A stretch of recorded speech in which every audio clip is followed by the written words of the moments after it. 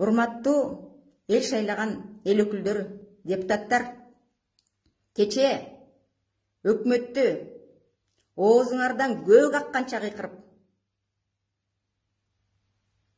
алсыз өкмөт иштей албай атасыңар, налогду жыйнай албай атасыңар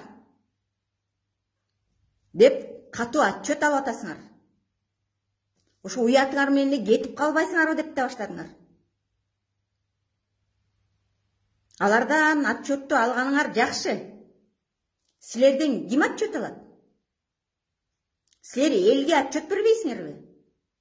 Ошол алсыз өкмөттү алып келип, элдерди кыйнап, жерди саттыртып, карызга баттыртып, элдерди тенттиртип, ушул Кыргызстанды туңгуйукка алып келдиртип, ушул жашоого алып келген өкмөттү силер шайлабадыңарбы? Ага ким жооп берет? А силер ошол жоопкерчиликти алып, силер да уятыңар менен өзүңөр эле кетип калбайсыңарбы? Кече биз шайлаган Камчыбек Жолдошбаев деген депутат Назбанктын төрагасына суроо узатып атат. Эмнеге элдер алган кредиттерин убагында төлөбөй 3 айга созуп берип атасыңар? Алар той берип эле ал кредиттерди жаап коймок. Башка да элдер банкка акча салды эле, ошол проценттерин ала албай атышат. Бу Жолдошбаев өзү эле ошо банкка салып коюп, процентин ала албай кыйналып аткан окшойт. Же болбосо Жолдошбаев көрбөй атабы? Элдер той өткөрмөк турсун, тамак ашка акча таппай атканын. Же Жолдошбаевдин көзү май басып калдыбы?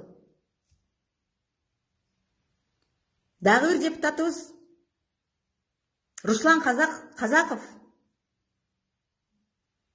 чоң казат кыймылынын балдары айыл кыдырып, элдерди күттөп, 300 миң, 400 миңдей элдер чогулуп калды окшойт.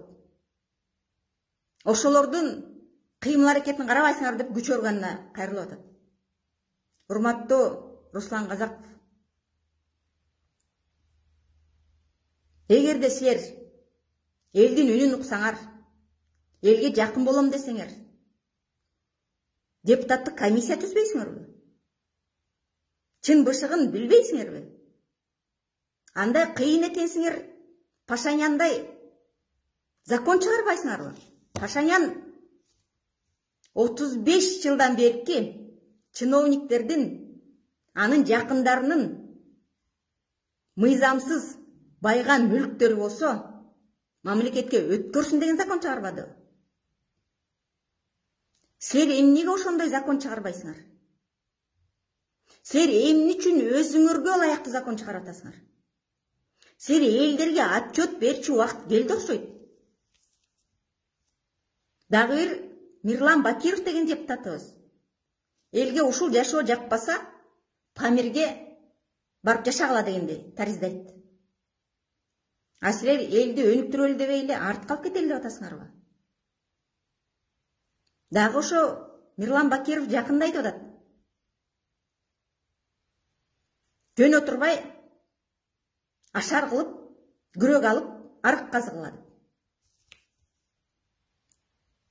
Биз силерди ошого чакыртып беле, шайлатып беле?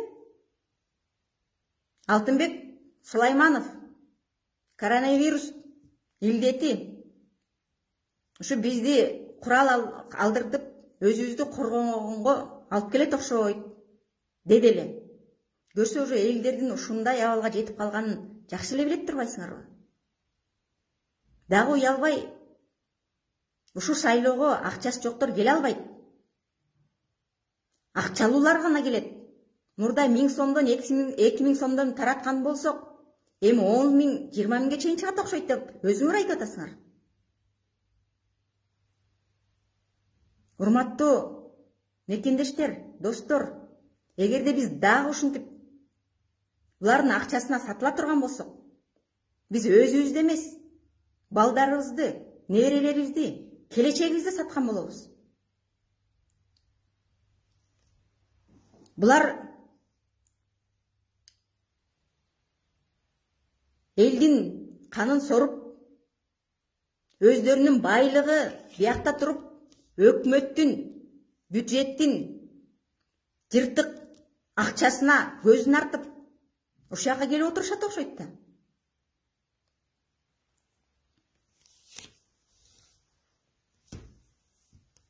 Урматтуу достор, эгер биз чындап эле келечегибизди ойлосок, анда ойлонушубуз керек болуп калды. Мамлекет 3 бийлик бутагынан турат. Президент, парламент, өкмөт. Ошо парламентке келчү депутаттарды эл шайлайт. Президентти эл шайлайт. Ал эми өкмөттү ошо биз тандаган депутаттар шайлайт. Эгерде биз билимдүү, таза, сабаттуу, стратег болгон депутаттар тап келсек, ошол билимдүү депутаттар өздөрүнүн аң сезимине жараша өкмөттү шайлайт. Кадрды туура тандаган өкмөттү шайлайт. Ошондо гана бизде жылыш болуп, экономикабыз өсөт, производствобуз өнүгөт деп ойлойм. Бул депутаттарды бул депутаттарды шайлоого алып келбешибиз керек экен. Азыр шайлоого 5 ай убакыт калды. Ошо ойлонуп, татыктууларды тандап алышыбыз керек экен. Урматтуу достор, көңүл бөлгөнүңөрүзгө чоң рахмат. Саламатта болуңуз.